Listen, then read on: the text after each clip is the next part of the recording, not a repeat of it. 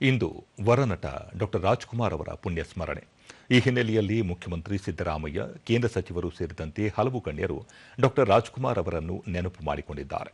ಈ ಕುರಿತು ಸಾಮಾಜಿಕ ಜಾಲತಾಣದಲ್ಲಿ ಮಾಹಿತಿ ಹಂಚಿಕೊಂಡಿರುವ ಮುಖ್ಯಮಂತ್ರಿ ಸಿದ್ದರಾಮಯ್ಯ, ಕನ್ನಡ ಮತ್ತು ಕನ್ನಡಿಗರ ಬಗ್ಗೆ ಡಾ ರಾಜ್ಕುಮಾರ್ ಅವರಿಗಿದ್ದ ಪ್ರೀತಿ, ಅಭಿಮಾನಕ್ಕೆ ಅವರೇ ಸಾಟಿ. ನೆಲ, ಜಲ, ಭಾಷೆಗೆ ಸಂಬಂಧಿಸಿದ ವಿಚಾರದಲ್ಲಿ ಅನ್ಯಾಯವಾದಾಗಲಿಲ್ಲ ಅದರ ವಿರುದ್ಧ ಧ್ವನಿ ಎತ್ತಿ ಹೋರಾಟದ ಮೊದಲ ಸಾಲಿನಲ್ಲಿ ನಿಲ್ಲುತ್ತಿದ್ದ ಅಪ್ಪಟ ಕನ್ನಡಿಗರಾಗಿದ್ದರು ಎಂದು ತಿಳಿಸಿದ್ದಾರೆ. ಹಲವು ದಶಕಗಳಿಂದ ರಾಜ್ಕುಮಾರ್ ಮತ್ತು ಅವರ ಕುಟುಂಬದ ಜೊತೆ ಉತ್ತಮ ಒಡನಾಟವಿದೆ. ಪ್ರತಿ ಬಾರಿ ಸಿಕ್ಕಾಗಲೂ ಓಹೋಹೋ ನಮ್ ಕಾಡಿನವರು ಎಂದು ಅಕ್ಕರೆ ಮಮತೆಯಿಂದ ಮಾತನಾಡಿಸುತ್ತಿದ್ದರು. ನಟನಾಗಿ, ಗಾಯಕನಾಗಿ, ಕನ್ನಡದ ಕಟ್ಟಾಳುವಾಗಿ ಡಾ ರಾಜ್ಕುಮಾರ್ ಅವರ ಪುಣ್ಯಸ್ಮರಣೆಯೆಂದು ಗೌರವಪೂರ್ವಕ ನಮನಗಳು ಎಂದು ತಿಳಿಸಿದ್ದಾರೆ.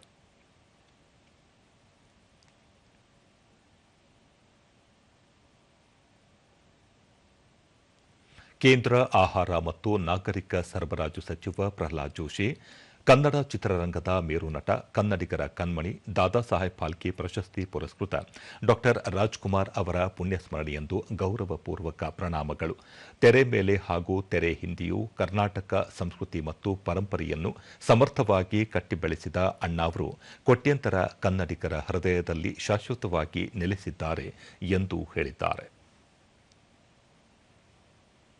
ಕೇಂದ್ರ ಬೃಹತ್ ಕೈಗಾರಿಕಾ ಸಚಿವ ಎಚ್.ಡಿ. ಕುಮಾರಸ್ವಾಮಿ ತಮ್ಮ ಸಂದೇಶದಲ್ಲಿ ಕನ್ನಡ ಚಿತ್ರರಂಗದ ಮೇರು ನಟರು, ನಟ ಸಾರ್ವಭೌಮರು, ನಟನೆಯನ್ನೇ ಉಸಿರಾಗಿಸಿಕೊಂಡು ಸಮಾಜ ಸುಧಾರಣೆಯ ಮಾಧ್ಯಮವನ್ನಾಗಿ ಮಾಡಿಕೊಂಡಿದ್ದ ಮಹಾನ್ ಮಾನವತಾವಾದಿ ಡಾ ರಾಜ್ಕುಮಾರ್ ಅವರ ಪುಣ್ಯಸ್ಮರಣೆಯೆಂದು ಗೌರವಪೂರ್ವಕ ನಮನಗಳು ಎಂದು ತಿಳಿಸಿದ್ದಾರೆ.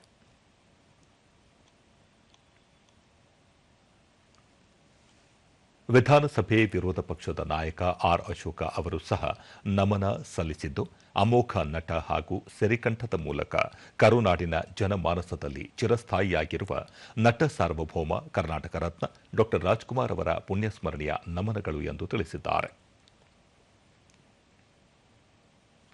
ಬಿಜೆಪಿ ರಾಜ್ಯಾಧ್ಯಕ್ಷ ಬಿವೈ ವಿಜಯೇಂದ್ರ ಅವರು ಕೂಡ ಡಾ ರಾಜ್ಕುಮಾರ್ ಅವರನ್ನು ಸ್ಮರಿಸಿದ್ದಾರೆ.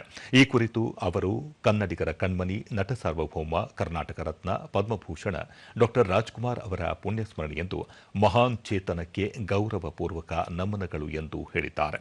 ಕನ್ನಡದ ಅಸ್ಮಿತೆ, ನಾಡಿನ ಸಾಂಸ್ಕೃತಿಕ ಲೋಕದ ಧ್ರುವ ತಾರೆ ಅಣ್ಣಾವರ ಸ್ಮರಣೆ ಕನ್ನಡಿಗರ ಪಾಲಿಗೆ ಎಂದಿಗೂ ಚೈತನ್ಯದಾಯಕ. ಕಲಾ ಸಾಧನೆ ಜೊತೆಗೆ ಸರಳತೆ, ವಿನಯವಂತಿಕೆ ಹಾಗೂ ಬದುಕಿನ ಮೌಲ್ಯಗಳ ಮೂಲಕ ನಾಡಿಗೆ ದಾರಿದೀಪವಾಗಿದ್ದಾರೆ ಎಂದು ತಿಳಿಸಿದ್ದಾರೆ.